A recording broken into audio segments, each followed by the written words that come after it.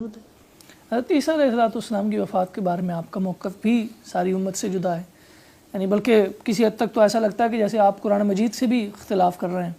یعنی قرآن مجید تو یہ کہتا ہے کہ بل رفع اللہ، اللہ تعالیٰ نے ان کو آسمان پر اٹھا لیا، آپ کہتے ہیں نہیں، روح بھی قبض کی ہے اور اس کے ساتھ پھر جسم۔ یعنی یہ تو کوئی لاجک کی بات بھی نہیں آتی کہ یعنی پہلے بھی آپ یہ بیان کرتے ہیں کہ ان کی لاش کی بے حرمتی نہ ہو، حالانکہ پہلے جو انبیاء قتل ہوئے ہیں ان کو آروں سے چیرا گیا، ان کو اور سزائیں دی گئیں، تو وہ بھی بے حرمتی ہوئی تھی۔ تو کیا خصوصیت تھی کہ حضرت عیسیٰ علیہ السلام کو آسمانوں پر اٹھا لیا گیا؟ تو کوئی وجہ تھی نا، اور وہ وجہ قرآن مجید کے مطالعے سے اندازہ ہوتا ہے کہ وہ زندہ تھے، ان کو اس لیے اٹھا لیا گیا۔ پھر آپ یہ کہتے ہیں کہ ان کے واپس آنے کا کوئی تصور نہیں، حالانکہ متواتر روایات موجود ہیں کہ جن میں یہ کہا گیا ہے کہ حضرت عیسیٰ علیہ السلام دوبارہ آئیں گے، اور سارا وہ پس منظر واضح کیا گیا ہے کہ کب آئیں گے اور کیا صورتحال ہوگی۔ تو یہ بھی آپ کی حدیث کی بھی مخالفت نظر آتی ہے اور قرآن مجید کی بھی مخالفت نظر آتی ہے۔ یہ ذرا تفصیل طلب مسئلہ ہے اور مجھے شاید کچھ توضیح کرنی پڑے گی اس کی۔ ایک تو یہ چیز کہ میں اس میں بالکل ہی منفرد ہوں، ایسا بھی نہیں۔ اس سے پہلے بھی اکا دکا اہل علم یہ بات کہتے رہے ہیں، خود ہمارے ہاں علامہ اقبال نے بڑی وضاحت کے ساتھ اس کو بیان کیا ہے، بلکہ بہت اذعان کے ساتھ اور اصرار کے ساتھ بیان کیا ہے۔ مولانا عبید اللہ سندھی نے بیان کیا ہے اور بعض لوگ بھی بیان کرتے رہے ہیں۔ تاہم اگر فرض کر لیجیے پہلی باری یہ بات کہی جا رہی ہو، دیکھنا چاہیے دلیل کیا ہے اس کی۔ میرے نزدیک قرآن مجید نے ان کے معاملے میں پوری تدریج کے ساتھ ایک ایک مرحلے کو بیان کر دیا۔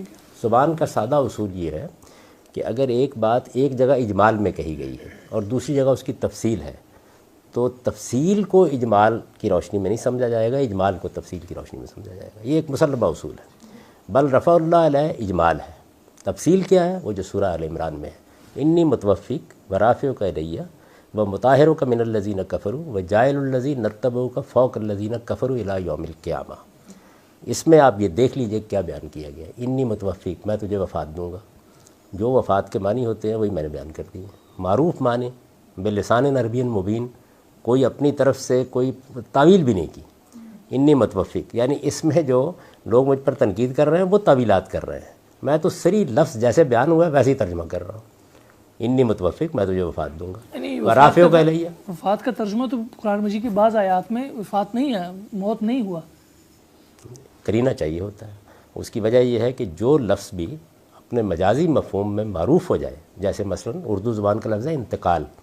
اب جب میں بولتا ہوں کہ میرے والد صاحب کا انتقال ہو گیا، تو اس میں انتقال ان کا لاہور سے ملتان ہو گیا ہے، اس کے لیے کرینہ چاہیے ہوتا ہے۔ تو جہاں کرینہ ہوگا وہاں ظاہر ہے کہ لفظ اپنے معنی سے ہٹ جائے گا، لیکن جب کرینہ نہیں ہوگا، کوئی کرینہ باہر سے نہیں آتا، اس کو کلام کے اندر سے ہونا چاہیے، تو وہاں اس کو صریح معنی میں لیا جائے گا۔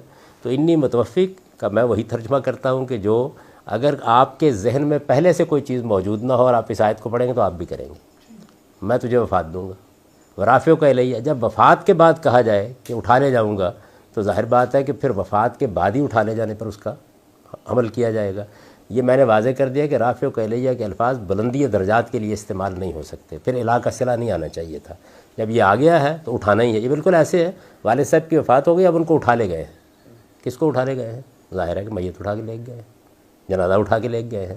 تو جب وفات کے بعد آپ یہ لفظ بولیں گے تو آپ سے اس کی تخصیص ہو جائے گی۔ میں نے بھی اس معنی میں لیا ہے، مطہرک من الذین کفروا، نجات کے معنی میں ہے، یعنی ان منکروں سے تجھے نجات دوں گا، وجاعل الذین اتبعوک فوق الذین کفروا الی یوم القیامہ۔